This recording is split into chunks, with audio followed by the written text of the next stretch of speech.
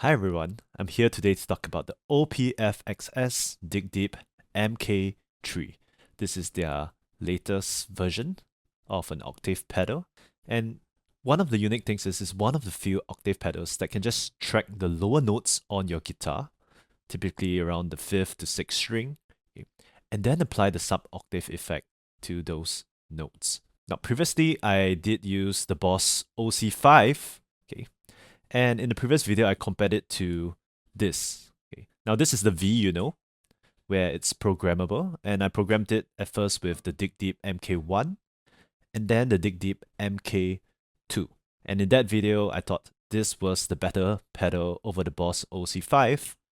But now, the Mk3 will be replacing this one. Now disclaimer, Omar from OPFXS did send me this pedal. He saw my previous video and he wanted to send me this to demo it and also to provide some feedback, and I did send him some feedback regarding it, and since then he has made some changes to it. It was as simple as whenever I turn this on, it was automatically off, and so every time I turn the pedal on, I have to click the switch, which is kind of annoying because I use this as an always on pedal. Okay. But since then, those stuff has been fixed. Okay. And so I'm pretty happy with this pedal. Okay, so some features of this pedal. Okay, first you can connect it to the computer through USB-C, which I like compared to pedals that use USB-A or B even. Okay. Now, for the outputs, okay, it used to be there was only one stereo output, which you had to split using a Y splitter cable if you wanted to separate the bass from the normal guitar signal. But now there are two outputs, and you just click one button, split, and it can split the signal through two TS outputs. Another cool thing is it's not just one sub-octave that you can apply. You can go two sub-octaves lower. And as far as I know, only the OPFXS Dig Deep has this -2 octave feature itself. Okay. And the sound is generally improved for both the -1 and the -2. And you hear some samples of the -1 later on. Now, in terms of tone tweaking, okay, now they have a low and a high pass filter. Okay. I recommend applying both. I find it just okay because it's just a low and a high pass filter. You don't have much control. So I prefer to just EQ the pedal on my mixer itself for more precise control. You can also use an EQ pedal for this, but I think for most people, just a low and high pass filter would suffice. Now, there's also a range control knob, so you can control the range on how much you want to track. And there are various ways to sculpt the sound. Okay, there are waveforms that you can apply, and you can also add a first harmonic to it that's supposed to give it more definition, a bit more like zing. Okay. Now, I didn't really use both of this in the end. I thought just the original sound itself was good enough for me. Okay. And the other thing I like is there's a shift button, okay, where it allows you to access secondary parameters. So you can do everything pretty fast and pretty easy. Okay. And lastly, there is the ability to save and recall presets.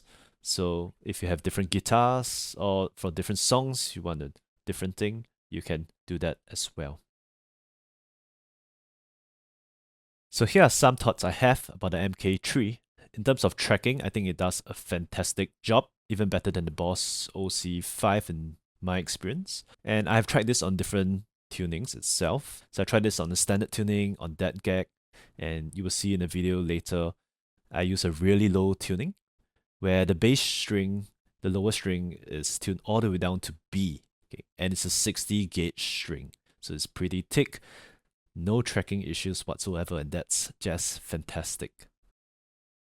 In terms of sound, okay, I think they sound actually pretty different. One important thing to note is for the original Dig Deep 1 or Mk2, okay, it retains more of the original tone of the guitar when it applies the sub-octave effect. So depending on what pickup you use, what guitar you're using, you will get a different bass sound. Whereas when it comes to the Mk3, it tends to have its own bass sound independent of the guitar and the pickup. So you get a more consistent sound itself. I would say the sound does sound less forward to me, but deeper. Okay. But overall, I prefer the Mk3, and that would be my to-go pedal.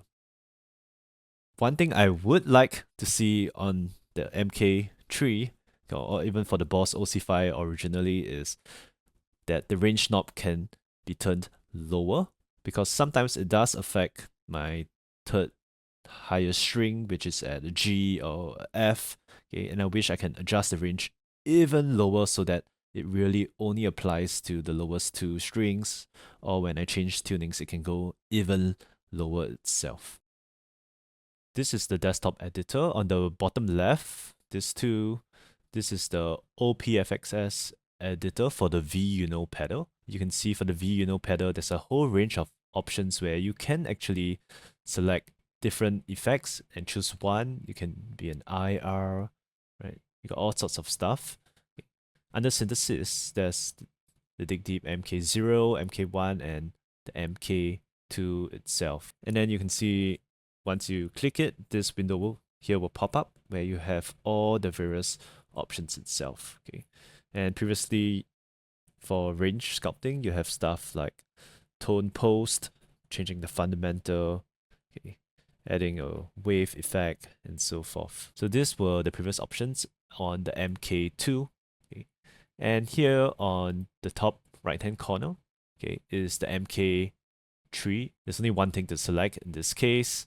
Okay, and once you plug in the pedal, right, you can always update it by uploading the selected. You can request, okay, and then this will pop up on the right. So you can control how much of the dry signal you want versus the submix, how much of the -1 octave and -2 octave. Right? If you want to split the signal so that they can come out through different outputs, you will use this option. You can use add the wave to change the sound.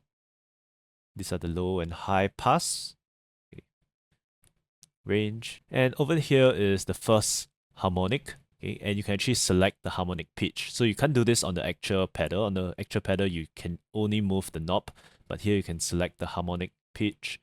Tracking functions, okay. So there are options that allow you to select the tuning itself. There's also a nice noise gate, but I have not really tested it out or used it because I already have a mixer where I can use a noise gate itself. So for the foot switches, okay, you also have the option of choosing what the long press and the short press does. Okay, so you can switch between presets for a long press. That's what I have. Okay. And there's a control knob on the Dig Deep, and you can assign what you want the different control knobs to do. Finally, besides this software, okay, you can also actually get the V editor, and that will allow you to turn the Dig Deep Mk3 into a different effect unit if you want, okay, instead of using the Dig Deep Mk3 as the Mk3.